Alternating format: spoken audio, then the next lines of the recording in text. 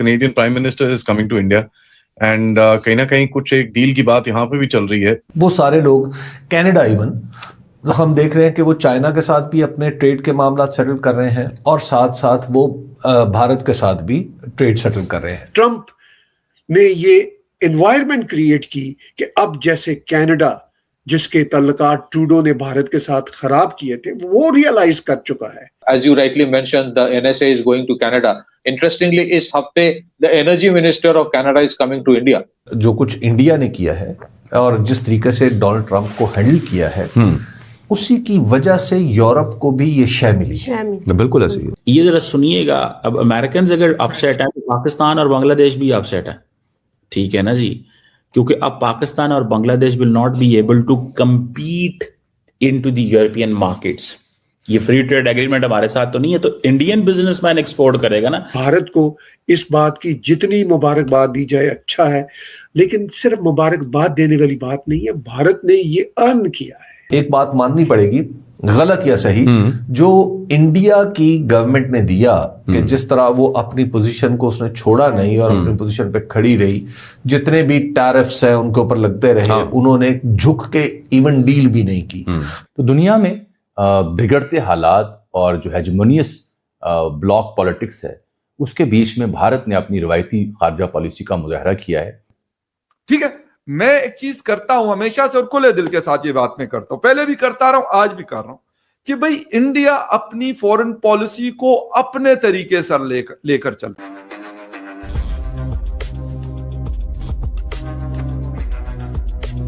देखिए, अब मसला यह है कि जब यहाँ पे जो कुछ इंडिया ने किया है और जिस तरीके से डोनाल्ड ट्रंप को हैंडल किया है उसी की वजह से यूरोप को भी ये शय मिली है. बिल्कुल ऐसे ही. देखिए, डोनाल्ड ट्रंप के लिए, वरना वहां पर तो ऑल फ्लैटरिंग थी ना, हमेशा बस जनाब सरकार आ गए चले गए, और वो लंदन में बैठ के लंदन के मेयर के खिलाफ जो गुफ्तगू करते थे, केयर स्टारमर उसको सुन लेते थे. अच्छा, अब सूरत हाल यकायक बदल गई है ना जब उन्होंने ग्रीनलैंड पे तकरीबन हमलावर होने की बात की. देखिए, डोनाल्ड ट्रंप जब कह देते हैं कि हम हमला करेंगे तो इसका मतलब यूरोप यही समझता है कि हमला हो ही नहीं वाला है. तो जो सबूत, बहरहाल एक बात माननी पड़ेगी, गलत या सही, जो इंडिया की गवर्नमेंट ने दिया कि जिस तरह वो अपनी पोजीशन को उसने छोड़ा नहीं और अपनी पोजीशन पे खड़ी रही, जितने भी टैरिफ्स हैं उनके ऊपर लगते रहे, उन्होंने झुक के इवन डील भी नहीं की. तो उसने कम से कम दुनिया को ये दिखा दिया कि एक पावर ना सही, एक मुल्क ऐसा है जो सरवाइव कर रहा है इवन डोनाल्ड ट्रंप से नाराज होके भी, या नाराज करके भी डोनाल्ड ट्रंप को. तो उसके बाद फिर आप देखिए कि वहां पर भी वन यूरोप वन वॉइस की बात हो रही है कि ईयू को इकट्ठा करके ईयू जनाब बिल्कुल सीधा अब डोनाल्ड ट्रंप को यस सर और नो सर नहीं करेगा, डोनाल्ड ट्रंप को उन्हीं की लैंग्वेज में जवाब देगा. अब वहां पे अभी इस पे इत्तफाक राय कितनी जल्दी और कितना मुस्तकिल होता है ये अभी देखने की बात है. बट ये है कि ये ट्रेड डील जो हुई है, एक पैरेलल जो ट्रेड के ऊपर कम से कम अमेरिकन हेजेमनी थी, उसको इंडिया ने और यूरोप ने मिलकर चैलेंज कर दिया. ये जरा सुनिएगा, अब अमेरिकन अगर अपसेट है तो पाकिस्तान और बांग्लादेश भी अपसेट है. ठीक है ना जी, क्योंकि अब पाकिस्तान और Bangladesh will not be able to compete into the European markets. ये फ्री ट्रेड एग्रीमेंट हमारे साथ तो नहीं है, तो इंडियन बिजनेसमैन एक्सपोर्ट करेगा ना. हमें तो वो कहते थे ठीक है तुम्हारी दहशतगर्दी के हालात की वजह से ये सारा कुछ हो रहा है. तो ये जरा सुने इनको, ये अमेरिकन क्या कह रहे हैं, और फिर मैं आपको सुनाता हूं कि इंडियंस अब बांग्लादेश की मार्केट को कैसे क्रश करने जा रहे हैं. Impressions of that deal. I do. First of all, strategically, it's important to understand that because President Trump has prioritized domestic production and essentially started charging a fee for other countries to access our market, these countries are trying to find other outlets for their overproduction. And so the EU is turning to India to try to find a place. The EU is so trade dependent, they need other outlets if they can't keep sending all their stuff to the United States. I've looked at some of the details of the deal so far.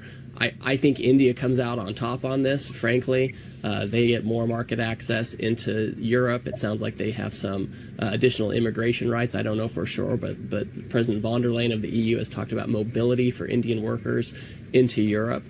So I think on net, India is going to have a heyday with this. They have low-cost labor, and it looks like the EU is doubling down on globalization when we're trying to fix some of the problems of globalization here in the U.S. वो कह रहे हैं कि आप जो है, हम बात कर रहे हैं डीग्लोबलाइजेशन की, हम बात कर रहे हैं डीग्लोबलाइजेशन की, वो ग्लोबलाइजेशन की बात कर रहे हैं. ईयू को बहुत ज्यादा एडवांटेज हो गया, इंडिया को बहुत ज्यादा एडवांटेज हो गया. ठीक है जी. अब 96% जो India EU exports to India है, खत्म. उसके ऊपर कोई टैरिफ्स नहीं है. इंडिया की भी 97% जो टैरिफ लाइन है वो खत्म. अब मुझे सिर्फ आप इतना बता दें, just tell me this one big thing.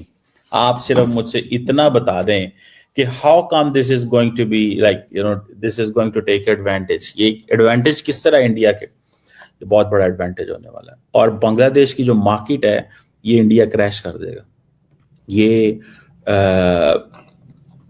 ये अब सुनिएगा. And this will be a challenge for Pakistan as well. ये जरा सुनिएगा गोयल साहब क्या कह रहे हैं. Now, earlier in the day, you used to always ask us, the press used to always ask us, that why is Bangladesh able to export $30 billion worth of textiles and India is such a small player? Because Bangladesh, being a least developed country, LDC, had zero duty access. And they were able to capture $30 billion out of the $250 billion market of European Union in textiles alone.